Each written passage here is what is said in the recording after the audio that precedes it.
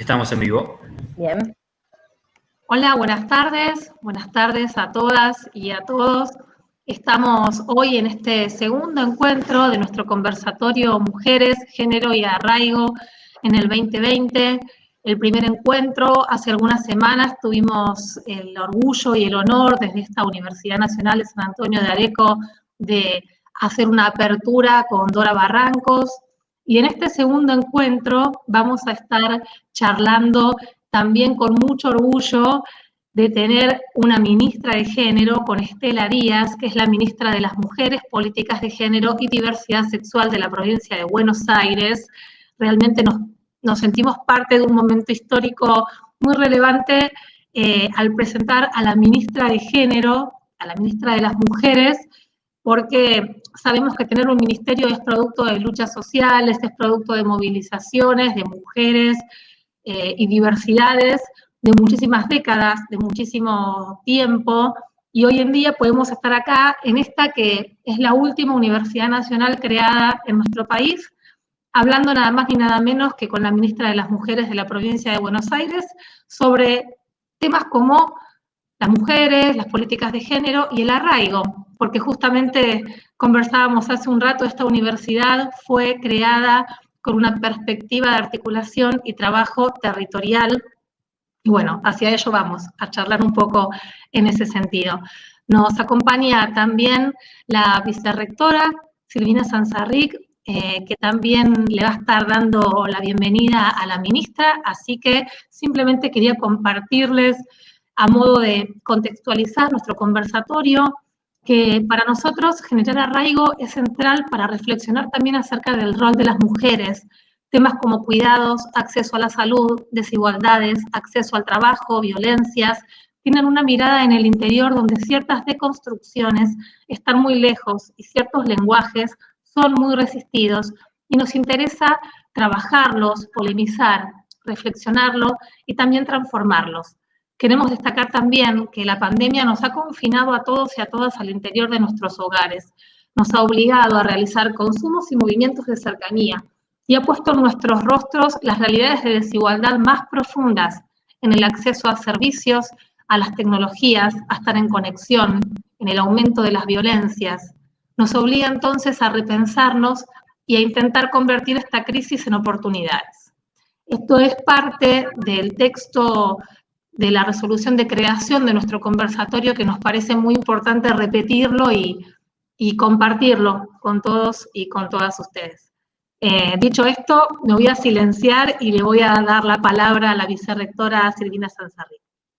Bueno, ¿qué tal? Buenas tardes a todos y a todas. Estela, un placer, como dijo Ana Laura, que puedas acompañarnos en este segundo encuentro. Te quiero dar la bienvenida también en nombre del rector, que estaba con un compromiso, no estaba seguro de poder llegar a abrir este espacio, por eso me pidió que estuviera sí o sí presente.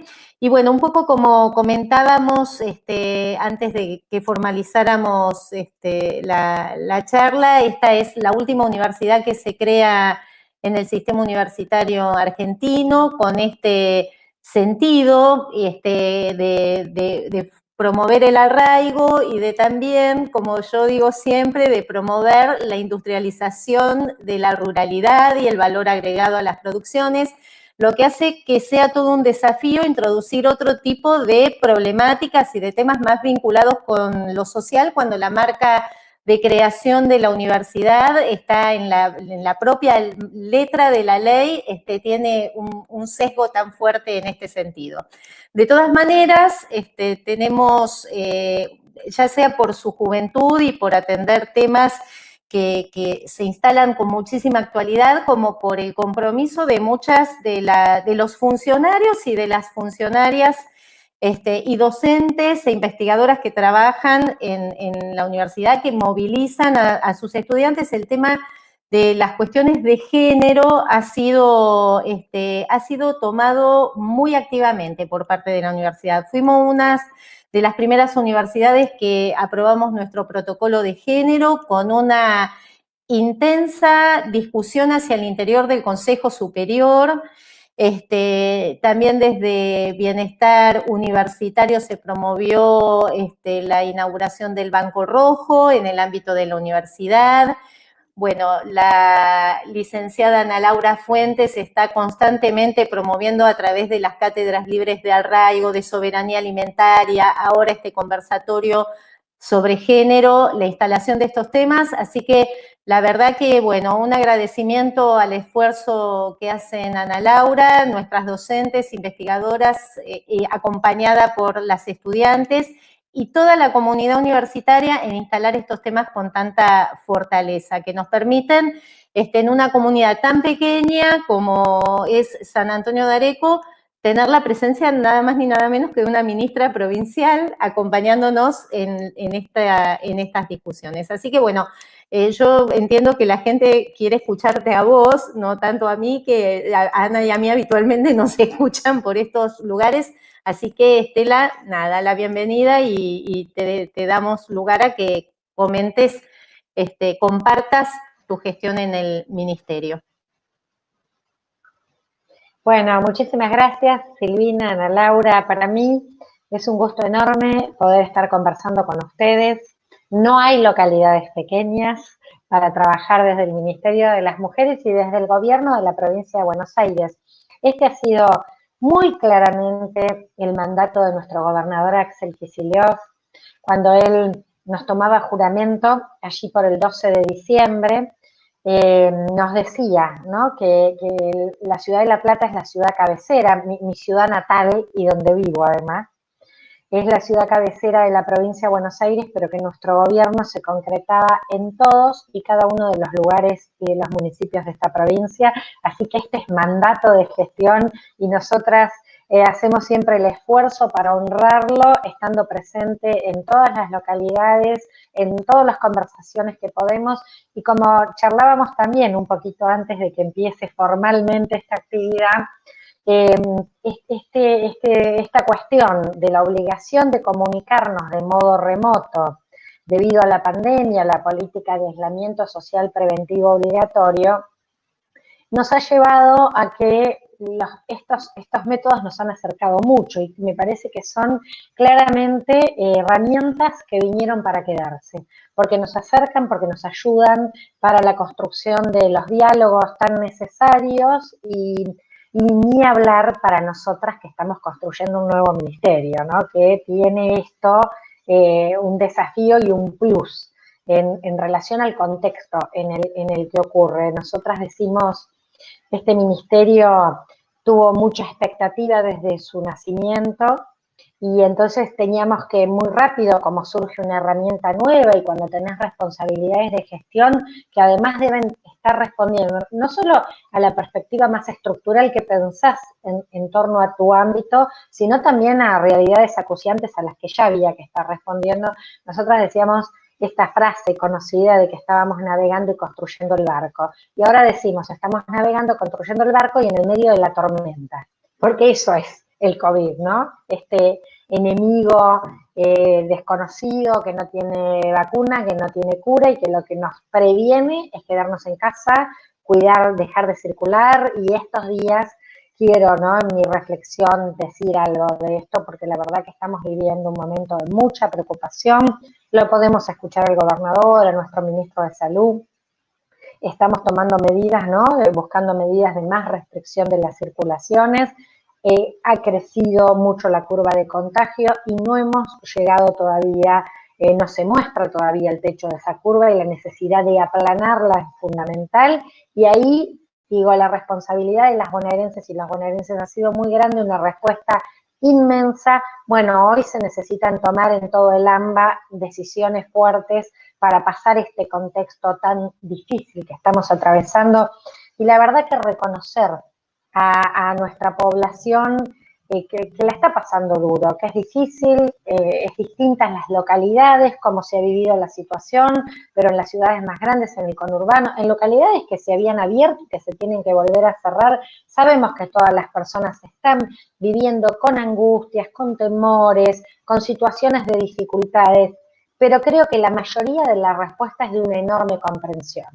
Y me parece que también tiene que ver con el reconocimiento de un Estado presente, ¿no? De un Estado que asumió desde un primer momento el compromiso de cuidar a la población, de cuidarla frente a la salud que estaba amenazada por la pandemia del COVID, pero también cuidarla en torno a proveerla en los temas económicos, en los temas alimentarios, en temas sociales, y bueno, esa es la responsabilidad de este Estado que entendemos cercano, accesible, transparente, militante, y esto me parece que voy a ir ahora por el lado de ligar este contexto en el que nos encontramos a la temática más específica de la convocatoria del conversatorio que es Mujeres, Género y Arraigo en el 2020.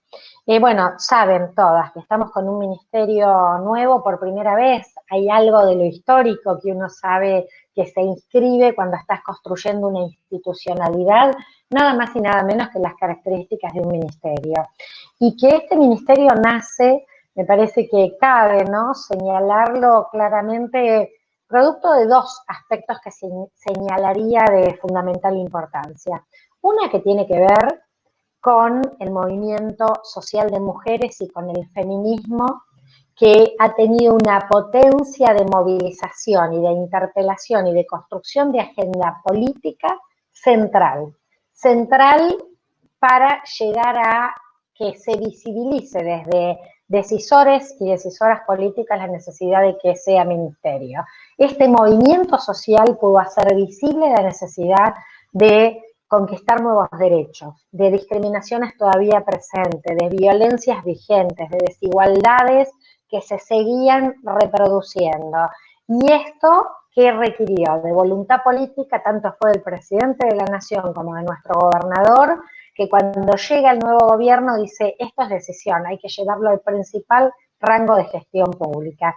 Siempre sabemos, ¿no?, que los derechos que se conquistan en gestión pública, que se ganan desde la institucionalidad democrática, en la Argentina tienen una tradición.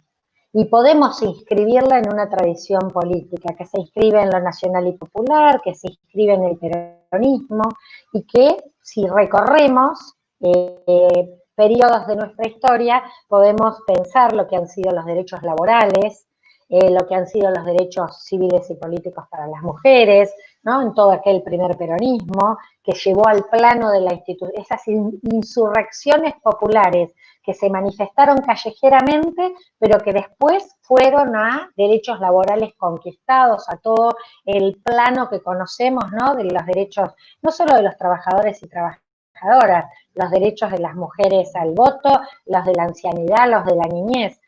Si pensamos en el periodo del kirchnerismo, también podemos pensar allí todo lo que significaron los derechos humanos, ¿no?, toda la resistencia a la dictadura, tan fuerte en clave femenina, en clave de género, por las madres, las abuelas de Plaza de Mayo, y veníamos con las políticas de impunidad.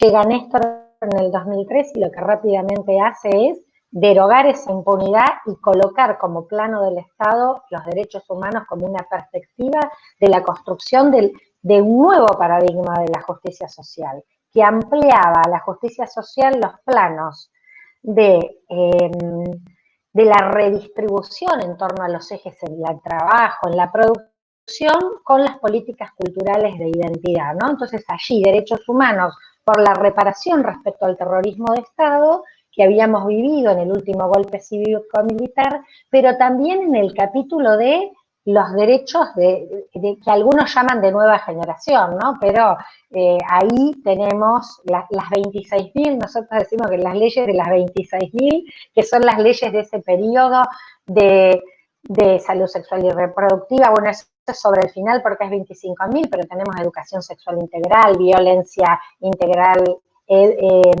tenemos el matrimonio igualitario, identidad de género, claramente. En este periodo, y el periodo que en el 2015 empieza con la gran irrupción que se conoció bajo el Ni Una Menos, ¿no?, que le dio una masividad a este movimiento que tenía mucho arraigo. Vamos a la palabra que nos convoca, porque venía con mucha historia, pero además con un arraigo en el conjunto de nuestro territorio nacional y en el conjunto de nuestro territorio bonaerense muy fuerte, que inaugura como diferencia sustantiva, por un lado la masividad gigantesca, pero esta otra característica, que ese cartelito ni una menos, estuvo en cada uno de los rincones de nuestras localidades. Y ahí aparece, ¿no?, el que pudo tener características de las agendas muy particulares, diversas y distintas que teníamos. Una cosa eran las grandes ciudades, una cuestión es, recordábamos ahora el 3 de junio, cuando conmemorábamos los 5 años del Ni Una Menos, el primer Ni Una Menos del 2015, ¿no?, las que estábamos en Buenos Aires, que no nos podíamos ni mover. Decíamos marcha, eso no fue marcha porque era imposible movilizarse, las veredas, pero podemos cada una de nosotras y ustedes en Areco recordar, porque en cada localidad de nuestra provincia hubo cartelitos que dijeron Ni Una Menos. Y esos cartelitos produjeron una transformación muy significativa en el orden de lo que significó un debate político, social y cultural, que me parece que es claramente lo que trae a la discusión la perspectiva de género, la perspectiva de la igualdad, la perspectiva de la no violencia, de la erradicación de discriminaciones actuales, pero históricas también. Y escribo en este tiempo, y en ese tiempo además fue crucial este movimiento también en la resistencia a las políticas neoliberales. Lo recordábamos en una charla del otro día, que aparecían las consignas en las calles de que el primer paro a Macri se lo hicimos las mujeres, porque recordarán, ¿no?, en los paros internacionales de mujeres fueron reinaugurados porque tenían una vieja data internacional, fueron reinaugurados también desde el movimiento de la Argentina. Y este movimiento trae algunas características que a mí me parecen muy significativas para pensarlo en torno a cómo hoy podemos estar discutiendo una agenda también muy desde lo local, ¿no?, de esto, de las particularidades y las características que cada una de nuestras localidades. Nosotros somos un país muy heterogéneo, pero una provincia profundamente heterogénea. Y tenemos diversidades múltiples a tener en consideración cuando discutimos diversos temas y cuando discutimos las desigualdades de género. Y me parece que lo que trajo este tiempo, algunas llaman la cuarta ola del feminismo, es una característica importante en el sentido de que esta ola viene desde el sur hacia el norte, hacia los países centrales. Esta ola y esta masividad fue de aquí para allá. ¿Y en eso qué características trajo? Además, una fuerza en el sentido de no solo plantear el cuestionamiento al patriarcado como sistema estructural de desigualdades de género en la sociedad, en las instituciones, en las relaciones interpersonales, en las relaciones familiares, comunitarias, sino que también trajo la mirada decolonial, la mirada de nuestra América, que todavía tiene procesos neocoloniales en curso, y si no, miremos lo que fue nuestra experiencia del gobierno que por suerte terminó en la Argentina el 10 de diciembre del año pasado, pero miremos lo que está pasando en Brasil, lo que está pasando en Bolivia, incluso hasta con golpes de Estado, en algunos casos llamados blandos, en otros casos no tan blandos, como los de Bolivia, ¿no? Entonces me parece que este feminismo y esta ola trae además esta idea de intersección de temáticas, que nos posibilita pensar en cómo dialogan las desigualdades que las mujeres seguimos sufriendo en la sociedad junto a otras desigualdades étnico-raciales, desigualdades geográficas, desigualdades por identidad de género u orientación sexual, o por espacios en los que se habita, o étnico-raciales. Nosotras tenemos mucha de la deuda todavía y mucha población de distintas etnias en nuestra propia provincia, originarias o por muchas de las migraciones, ¿no? El tema migratorio que también se cruza con este tipo de temáticas. Bueno, hoy tenemos un nuevo ministerio, Ministerio de las Mujeres, Políticas de Género y Diversidad Sexual. Yo digo que son nuestros nombres todos difíciles de acordarse, porque son nombres que intentan ser como muy explicativos. Nuestras direcciones, subsecretarías tienen todos nombres largos. Yo digo porque necesitamos explicar la política, porque son también como instituyentes de nuevas prácticas, nuestra institucionalidad que estamos armando desde este ministerio. ¿Y por qué? Porque, bueno, también venimos de un largo recorrido. Ustedes recordarán que cuando se empezó post-dictadura a construir los primeros espacios, una de las primeras consejos de las mujeres fue en nuestra provincia de Buenos Aires en el año 87, creado por en el gobierno de Antonio Cafiero. Y nosotros tuvimos después el Consejo Nacional de las Mujeres, que se crea en el año 1991, dependiendo del presidente de la nación, y se decía Consejo Nacional de la Mujer, en singular. Y esto también tenía que ver con toda una concepción. Bueno, después le pusimos el plural, las mujeres. Dijimos, las mujeres somos muy diversas y tenemos que reconocer esta diversidad para pensar la política. Pero hoy además hablamos de políticas de género también y hablamos de otras identidades sexogenéricas disidentes de lo dominante del patriarcado, ¿no? De la idea de lo masculino dominante, de la heteronorma como lo dominante.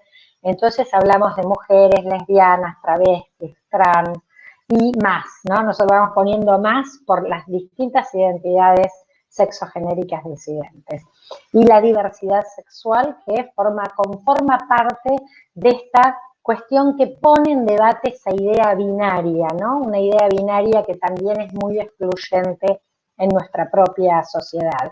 Y de esto toma el ministerio cómo se piensa estructuralmente. Y en ese sentido el ministerio lo conformamos en dos subsecretarías que son como pilares de cómo organizar la estructura de nuestra política y en una unidad de políticas transversales que definirían un poco el derrotero central de cómo pensamos nuestra organización institucional. Una que es la subsecretaría para las políticas en contra de las violencias por razones de género. Decimos las violencias también, otra vez el plural, no es un solo tipo de violencia. Y ahí tomamos, ¿no?, tipos distintos, modalidades distintas de violencia y además un enfoque que debe abordarlas desde la integralidad. Y desde la integralidad porque además en violencia nunca se responde solas, siempre necesitamos una articulación interinstitucional, necesitamos interdisciplina, necesitamos transdisciplina, pero además necesitamos una enorme articulación interjurisdiccional. La localidad, tenemos que situarnos, tenemos que arraigarnos y tenemos que mirar esta violencia desde la problemática y la lógica que en cada localidad tenemos. Nosotras venimos charlándolo mucho con los distintos distritos, los encuentros regionales que hacemos, las mesas locales de violencia que se han constituido, porque decimos, nos preocupa mucho que en general la inmensa mayoría de los dispositivos que conocemos están pensados para las ciudades, para las grandes urbes, no están pensados para lo rural. El aislamiento en las zonas de lo rural, salvo en el casco urbano, es parte de la vida. Entonces los dispositivos que pensamos, si no se colocan allí, bien en concreto, si no se colocan desde cómo se constituye muchas de las culturas de intercambio en esa localidad, por de las cuestiones que las crearon, ¿no? Y que cómo juega el papel de lo turístico que tomó en algunos lugares en el último tiempo y vino y cambió la lógica. Bueno, me parece que son temáticas que hacen a algunas de las inquietudes de las que ustedes planteaban que necesitamos poner en debate cuando pensamos la política. Así que vuelvo, Subsecretaría de Políticas de Género, Subsecretaría de Políticas en contra de las violencias. La otra subsecretaría es la de Políticas de Género y Diversidad Sexual. Una subsecretaría que piensa en políticas de promoción y de igualdad que piensa en las políticas y programas especiales. Entonces allí de qué hablamos, ¿no? Del trabajo, del acceso a la vivienda, de la salud, de la educación, de los adultos mayores, de las migraciones, de todo lo que tiene que ver el conjunto de los temas de promoción. Y además las pensamos muy articuladamente, porque no hay modo además de pensar que vamos a dar respuestas a las violencias si no abordamos las políticas de promoción y de igualdad. Si no pensamos en el trabajo, si no pensamos en la vivienda, si no pensamos en los procesos de la salida de la violencia y de la construcción de autonomías, de proyectos de vida. Y de que además eso se hace colectivamente, que no hay meritocracia, no hay resoluciones individuales, sino que hay organizaciones con las que interactuar, con las que dialogar, con las que pensar juntas las políticas que llevamos adelante. Y la tercer pata institucional que es clave para nosotras es la que apunta a un aspecto central y una manda muy fuerte en esto que tenemos como ministerio y que está asumida y planteada también muy fuertemente por nuestro gobernador, que es la transversalización de la perspectiva de género al conjunto de las políticas de gobierno.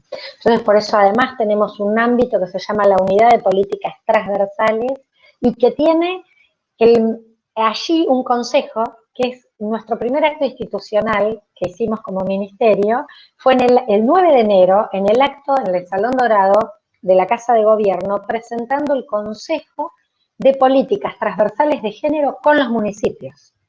Porque es ahí, es en el territorio donde se concreta la política de gobierno y a donde se debe llevar la respuesta de esa política y va a tener que tener la característica de lo local, de cómo se articula con lo local.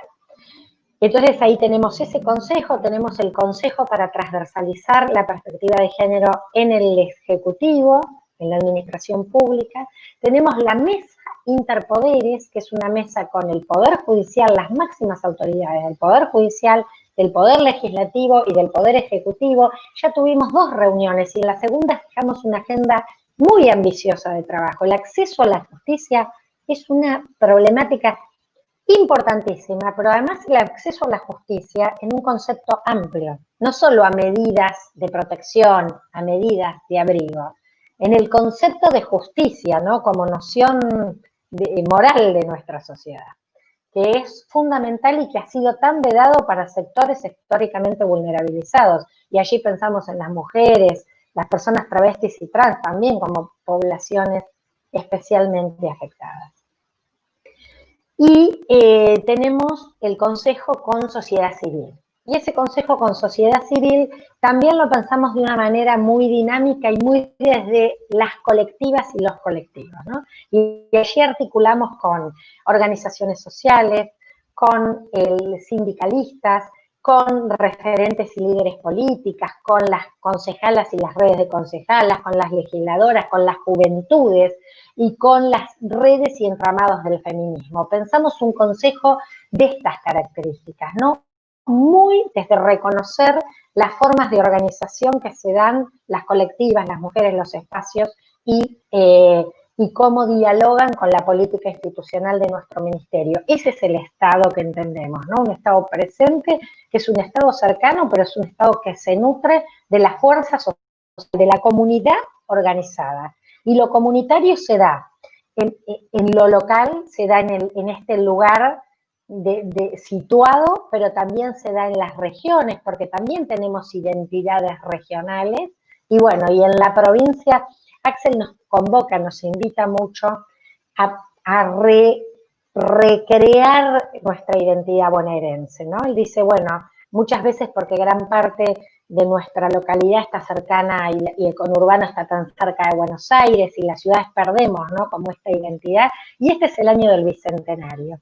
Una gran oportunidad para repensarnos fuerte desde esta identidad bonaerense. Y yo quiero, para ir cerrando, decirles que además pensamos algunos programas que también lo rescatan desde lo cultural y que además lo empezamos desde las localidades más alejadas de la provincia, que fue, una de ellas se llama Ellas no estaban pintadas. Y ellas no estaban pintadas llama a la propia comunidad y a la escuela, con todo el núcleo social de la escuela, ¿no? Las familias, los clubes, las organizaciones sociales, a discutir en asamblea mujeres significativas de la comunidad, que hayan creado identidad y cómo las rescatamos culturalmente y que hacemos un mural y las pintamos. Y esto, la primera que hicimos fue en Rivadavia, en América. Por eso le digo que tomamos, además nos dividimos regionalmente y ha sido fantástica la experiencia de debate. Hay lugares donde rescatan cantidad de mujeres significativas, valoradas, que construyeron la historia de la comunidad y bueno, que hasta libros van a hacer, además de Ellas no estaban pintadas. Y también ahora estamos con el concurso de cuentos Ellas no fueron contadas. Así que las invitamos a escribir porque son relatos de ficción, pero de biografías reales, históricas, de mujeres significativas de la comunidad. Queremos poner en valor eso. Mujeres, Género y Arraigo también se liga con estos programas, porque allí vamos a encontrar la diversidad que podemos contar de mujeres que hicieron esta provincia realidad. Y decirles además algo, que nosotras estamos y queremos dialogarlo con ustedes muy preocupadas, porque hicimos llegar esa preocupación y lo sabemos por un hecho absolutamente desafortunado que ha ocurrido en Areco y en la Escuela de Arte, porque es una escuela que se dio y se puso en función del COVID y de la política de aislamiento para que puedan hacerse atención y todo lo demás, y resulta que nos encontramos con un acto que sentimos que ha atacado el trabajo cultural de la sociedad, porque taparon un mural de la educación sexual integral. Y no, casualmente no se había hecho, además algo que ha hecho la comunidad educativa, los pibes, las pibas, en su proceso de aprendizaje educativo, algo tan importante además como la ESI, para prevenir la violencia, para construir igualdad, para mirarnos en nuestras identidades, justamente de estos que hablamos. Así que nos parece muy grave y nos solidarizamos con toda la comunidad de Areco, la comunidad educativa especialmente, que denunció esta situación que fue lo del mural, y sabemos que además están también en un conflicto en torno a que siga allí la Escuela de Arte. Así que no quería dejar pasar esto porque habíamos recibido el comentario y estamos en diálogo también con la directora general de Cultura y Educación por el tema, con Agustina Vila. Así que bueno, aquí dejo mi presentación, creo que me extendí más, me gusta hablar, ¿vieron? Me extendí más del tiempo que me habían dicho, pero bueno, vamos a tener tiempo como para un intercambio y contestar preguntas de las que hayan llegado. Bueno, realmente impecable, Estela, el recorrido. La verdad que todo lo que estamos recibiendo son saludos, felicitaciones, agradecimientos por el conversatorio, entre algunas preguntas puntuales, pero realmente me parece en primer lugar destacar también qué importante el rol del Estado cuando toma reclamos que se convierten en derechos conquistados y les da rango ministerial, ¿no? Qué importante tener el Ministerio de las Mujeres, el Ministerio, y este concepto que vos traías que tiene que ver con los usos del lenguaje, que no son nada más ni nada menos que la punta del iceberg de todo el entramado cultural, simbólico y social, de hablar de mujer, hablar de mujeres, incorporar géneros, incorporar diversidades, y uno aprende y se deconstruye y se transforma todo el tiempo en esta dinámica de incorporar palabras que están completamente cargadas de nuevos sentidos y que tienen que ver con nuevas conquistas, o que ya están o que tenemos que seguir en proceso de.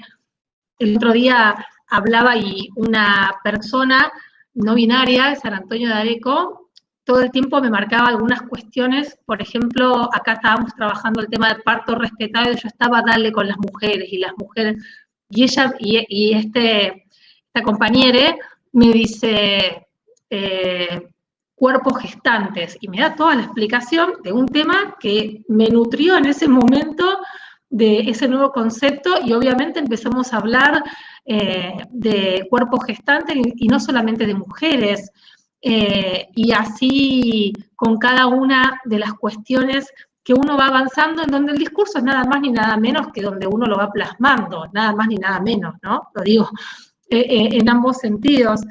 Pensaba también cuando me encantó que esto que estabas explicando, creo que nos sentimos muchas y muchos muy contentos y muy esperanzados en esto de pensar que las políticas de género tienen que ser desglosadas en los territorios. Primero y principal, obviamente creemos que los gobiernos locales tienen un rol central, desde arraigo siempre lo decimos, que es el primer mostrador y que es el gobierno local el que tiene que hacer ese engranaje de darle las respuestas a la ciudadanía, y si encima tenés ministerios que te están acompañando, mejor.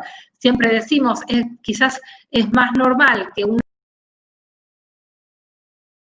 arequera se encuentre a la directora de géneros del municipio que a la ministra, ¿no? Es como mucho, es desde ahí desde donde también el sentido común que compartimos quiere trabajar esta situación. Pensaba en el acceso a la justicia. Acá, el acceso a la justicia territorialmente hablando está a 60 kilómetros, porque dependemos del fuero de Mercedes. Entonces, vos imaginate una mujer o una persona que sufrió violencia, además de animarse a denunciar en una comunidad, en las comunidades del interior, que son más conservadoras, que nos conocemos todos, que todos vivimos a la vuelta, una vez que avanza con eso, tiene que ir y venir a Mercedes. No tenemos esa construcción de justicia de cercanía, que el año pasado Mariano Pinedo, como diputado, presentó un proyecto trabajado también con el entonces intendente Francisco Durañona, que tenía que ver con crear más presencias fiscales y juzgados en los diversos municipios, sabiendo que es complejo en el marco presupuestario, ni hablar en este contexto, con la pandemia y todo lo que nos atraviesa, pero sabiendo que es absolutamente necesario, porque si no es muy injusto el proceso. No solamente la justicia es patriarcal, también está lejísimo. Y yendo un poquito más puntual a algunos planteos que nos hacían, me parece que está bueno también, algo que yo sé que estuviste hablando en medios, de hecho, y me parece que sería interesante escucharte, que tiene que ver con el aumento de las violencias en este marco de pandemia. Entiendo que la pandemia seguramente trastoca hasta la proyección de trabajo que tenían hecha con el ministerio, y el aumento de las violencias, la violencia obstétrica, porque parece que ahora todo está justificado por el marco de la pandemia, el aumento de las violencias porque estamos todos en nuestras casas y algo está pasando con eso, y un punto más con las situaciones de desigualdad, que lo hablamos mucho en relación al trabajo en el hogar, porque eso también se acentúa en el marco, y ahí ya estoy metiendo tema cuidados, estoy mezclando, pero bueno, me vino directamente porque hace poco lo hablamos con Silvina en relación a lo que pasa ahora con que estamos trabajando desde nuestras casas y se mezcla el trabajo en términos laborales con el trabajo de cuidado. Pero bueno, puntualmente quería saber un poco tu reflexión acerca de este aumento de las violencias.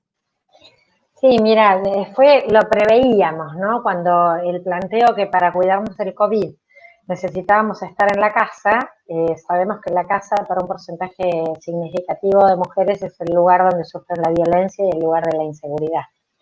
Entonces teníamos, además de hecho, una estrategia, cuando se estudian las características de la violencia, una estrategia del agresor es el aislamiento, el que te corten de tus vínculos, ¿no? Como un modo de dejarte más indefensa frente a esa situación de agresión y de violencia y de control, como parte del dominio y el poder que se pone en juego en una violencia de género. Así que enseguida dijimos, bueno, alerta, ¿no?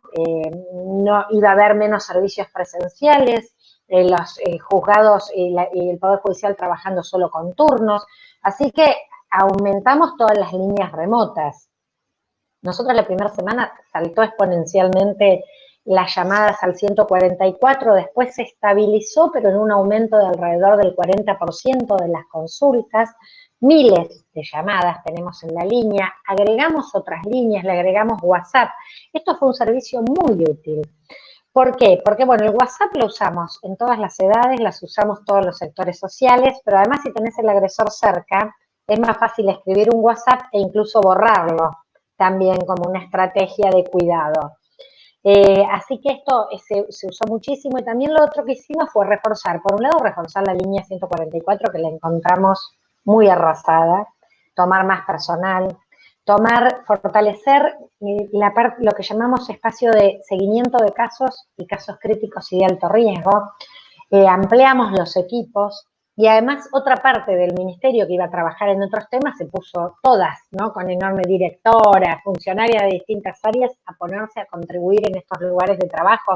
Hay equipos que trabajan las 24 horas del día, hay todo el tiempo, cuando hay una situación crítica de alto riesgo, de riesgo de vida, el equipo trabaja hasta que estamos seguras de que se sacó a esa mujer de la situación de riesgo.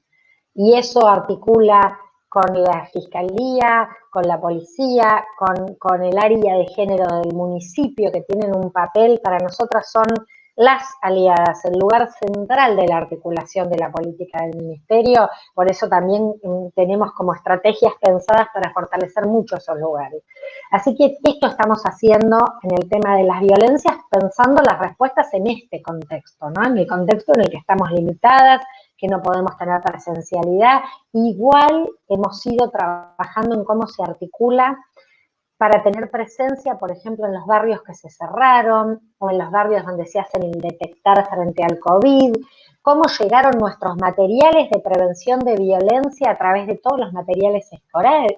Se han repartido como alrededor de 3 millones de cartillas que dan indicaciones si sufrís violencia, de medidas para protegerte, si alguien sabe que alguien sufre violencia, cómo ayudarla. Y esto además una campaña que se ha hecho con la distribución de alimentos, con el Banco Provincia, bueno, tratando de que todas nuestras redes y las campañas de prevención crezcan, mientras que nos preparamos en el camino más estructural, ¿no? En el camino de que no solo trabajemos para cuando la violencia ya está, sino que lleguemos antes, cómo trabajemos también en la prevención de la violencia, que eso me parece que es el gran desafío que tenemos para adelante, cómo mejoramos los dispositivos, cómo logramos una continuidad sostenida en el tiempo en la atención, no que estés nada más cuando está la crisis o el momento de la denuncia y después nada más. Bueno, nos parece que todo eso, y las masculinidades, ¿qué hacemos con los varones violentos? Ese es el otro gran tema también, porque nosotras apuntamos a sacar al violento del hogar, no que en última instancia se tenga que ir la mujer, porque si corre riesgo, porque no podés, pero que no sea lo primero, que lo primero sea lograr sacarlo, lograr la medida de protección. Bueno, trabajamos mucho en esto, los equipos la verdad que tienen una entrega, un profesionalismo muy grande, y bueno, y me parece que hacia adelante promete que vamos a poder ir mejorando mucho más una política que viene fragmentaria, viene con dispersión en las respuestas, con falta de recursos. Creo que ese es el camino que hay que ir desandando para dar respuestas con recursos, con integralidad, con un enfoque que aborde en toda la dimensión que tiene la problemática de la violencia. Genial. Silvina. Sí, yo me quedé pensando un poco en algo que estuvimos, bueno, de tu presentación, que me pareció de una claridad fantástica, verdaderamente. Estela, realmente un placer escucharte. Hablando de los lenguajes, voy a contar una pequeña anécdota. Yo tengo una hija de 20 años de la cual estoy aprendiendo muchísimo, siempre le digo a Ana. Y vimos la otra vez un cartel donde había una brujita pintada de rosa con un texto abajo escrito en un idioma, escrito en otro alfabeto. Entonces yo le digo, ¿qué querrá decir? Y ella me dice, mamá, dice, somos las hijas de todas las brujas que no pudieron quemar. Entonces yo me quedo mirándola, sorprendida, y me dice, es que vos no entendés que este es un lenguaje universal, me dice, y la estamos hablando todas. Y no importa en qué alfabeto se escribe, todas sabemos lo que queremos decir. Y yo te escuchaba recién en relación a los nombres largos de los ministerios o de las secretarías, las subsecretarías, y esta necesidad de tener que explicar qué es lo que hace uno, y yo pensaba, Estela, hay que explicarle a los más grandes, porque creo que los más jóvenes comprenden el idioma escrito en el alfabeto que esté escrito. Yo creo que la gran expectativa y esperanza que uno tiene en relación a la sostenibilidad de estas políticas y estas cuestiones pasan por los jóvenes. Ellos no necesitan que los ministerios tengan nombres tan largos porque creo que entienden el sentido de las políticas, el sentido de la masividad, de la fuerza, de las fuerzas que pueden generar los movimientos sociales y realmente eso, creo que algunos excesos de palabras tienen que ver para los que pertenecemos a otra generación, y que bueno, que a pesar, también le digo a Ana esto, a pesar de que yo soy psicóloga y que me creo muy moderna y muy ayornada con un montón de cosas, me doy cuenta, por suerte Ana después me contó el ejemplo de los cuerpos gestantes y ahí me conseguí tranquilizar un poco, pero creo que nada, que es maravillosa la fuerza de los jóvenes y las jóvenes en este sentido y que seguramente va a hacer que más adelante el ministerio pueda abreviar su nombre verdaderamente. No sé, Estela, como seguramente vos debés tener una mirada mucho más amplia que la que yo tengo a través de la anécdota esta con mi hija, en relación a los y las jóvenes en este sentido, me parece. Esa anécdota me la llevo, me encantó. Sí, llévatela. Voy a mandar la foto del cartel. Sí, me pone la piel de gallina. Sí, porque a mí también, por eso la compartí, porque me movilizó muchísimo el comentario. Mira, las pibas, yo digo que nosotras, bueno, Ana Laura es muy joven, pero nosotras nos hicimos feministas, empezamos a militar en otros temas, a ver cosas, a estudiar y nos fuimos haciendo feministas. Las pibas ahora nacen feministas. Mi nieta de 10 años es re feminista y se pone el pañuelo verde de la campaña por el aborto, ¿no? Y ella busca argumentos porque le apasiona debatir el tema, ¿no? Y tiene 10 años. Entonces me parece que claramente hay una diferencia cultural. Estamos en una sociedad de mucha transición, porque lo de la revolución de las pibas, yo hablaba hoy del 3 de junio de 2015 que empieza el Ni Una Menos, pero el otro momento, que es un enorme hito, es el 2018 con el debate de la interrupción voluntaria del embarazo, porque ahí se consolida esto de la revolución de las hijas y las nietas, ¿no? Donde ellas toman, lo hacen bandera, lo llevan, lo sienten suyo. Yo estoy en conversatorios de estos vivos de Instagram todos los fines de semana con chicas de los secundarios. La paso fantástico, me encanta charlar con ellas, le tengo una admiración enorme porque cómo logran conceptualizar, cómo te plantean dónde están los nudos de los problemas, cuáles son los debates que ellas quieren que se den. A mí me parece que esto habla de una actualidad y de un futuro impresionante de transformación cultural, que es de fondo el debate de género, ¿no? El debate está claro que el sistema patriarcal es un sistema de desigualdad económico, institucional, laboral, pero el cultural sabemos que es el más difícil de las transformaciones. Y me lo decían en un encuentro que tuve con organizaciones cuando todavía viajábamos más y éramos más felices y no teníamos que estar así aisladas. Yo no sé si fue por Tandil o por alguno de estos lugares, y decía que este es el gran cambio que se ve, por ejemplo, en localidades. Ana Laura decía, es más conservadora una localidad como Areco, por ejemplo, ¿no? Que hasta esos lugares que tienen estructuras como que siguen más estables, que no tienen modificaciones, sin embargo allí han llegado las colectivas feministas. Allí las pibas se organizan desde esta identidad. Y digamos, ha llegado a todos lados. Esa es una enorme transformación de este tiempo. Pensaba que lo que sucede, por ejemplo, en ciudades como la nuestra, que aparte es la capital nacional de la tradición, con todo lo bello. Tiene una mochila. Con todo lo bello que es en términos turísticos y culturales y todo lo complejo que es en términos de igualdad de derechos, pensaba eso, hay colectivos feministas, colectivas, me encanta, y también, ¿qué es lo que se siente?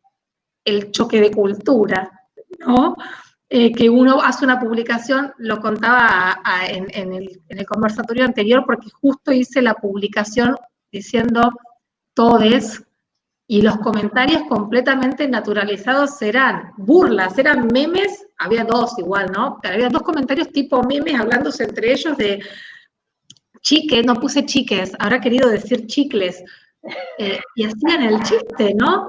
Y yo observo mucho, para mí la escucha de redes también traduce, bueno, como vicio de comunicadora, la idiosincrasia. Y cuando uno se escucha de redes de lo que son los medios locales, yo voy a los comentarios siempre, ¿viste? Voy a ver qué es lo que está opinando la gente, porque bueno, es un rum, es un radio pasillo.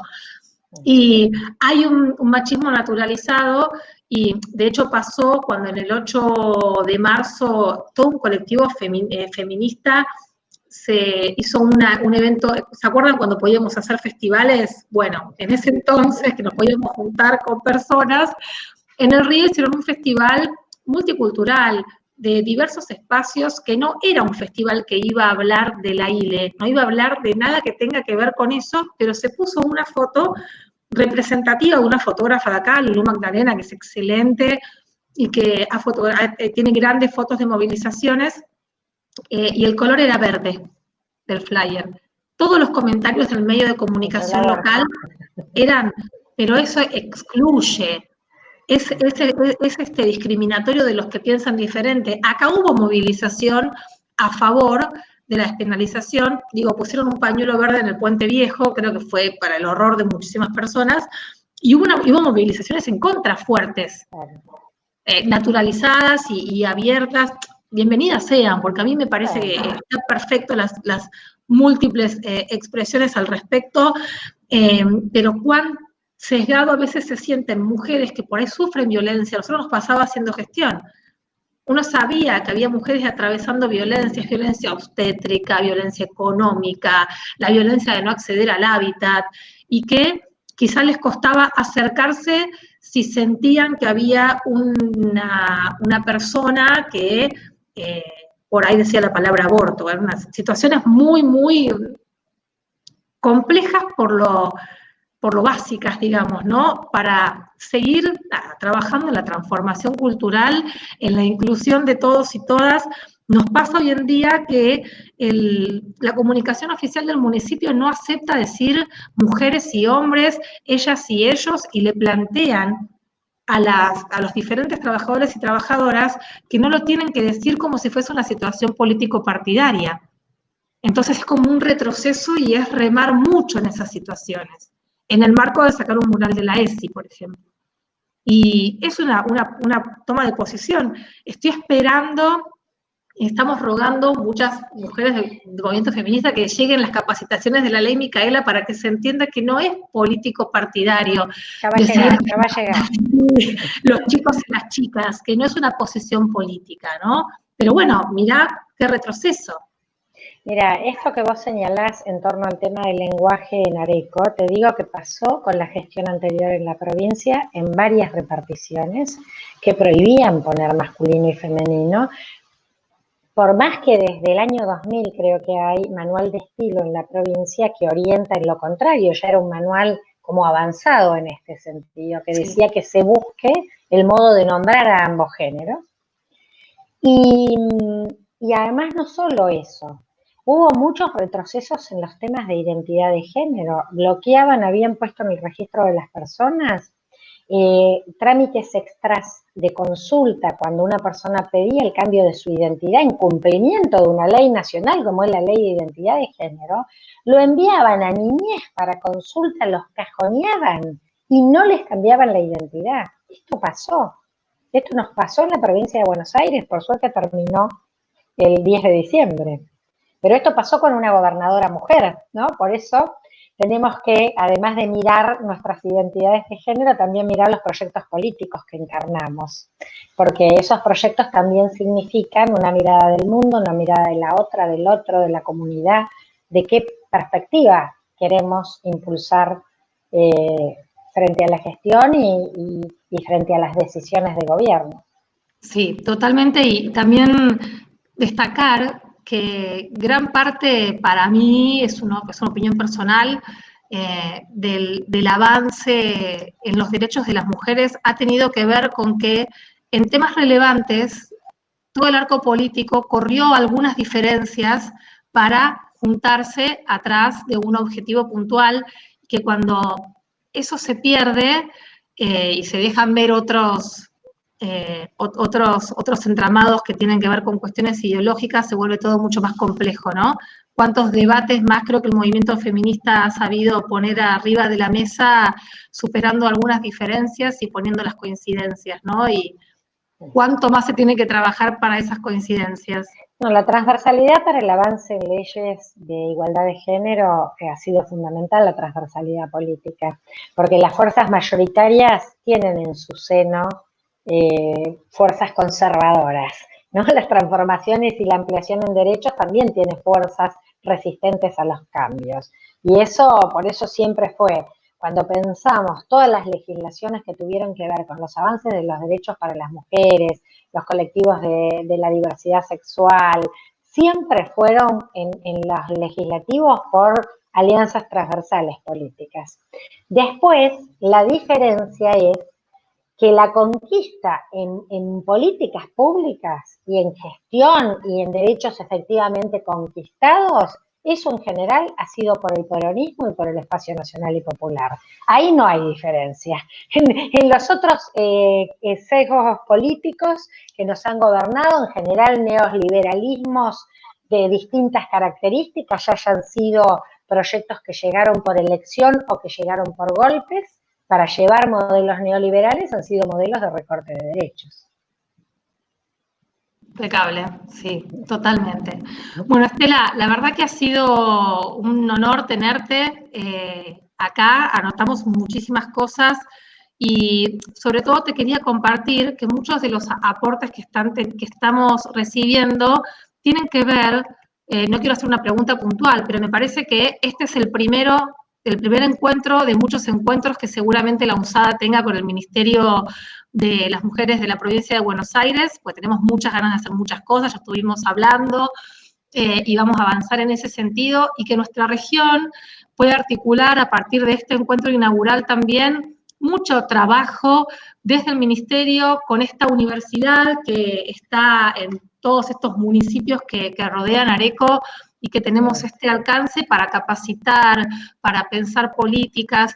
Están planteando mucho el tema de las violencias en las ruralidades, fue bastante recurrente dentro de qué políticas hay por parte del Ministerio, cuáles serán los objetivos para trabajar en los pequeños territorios más alejados de los centros urbanos.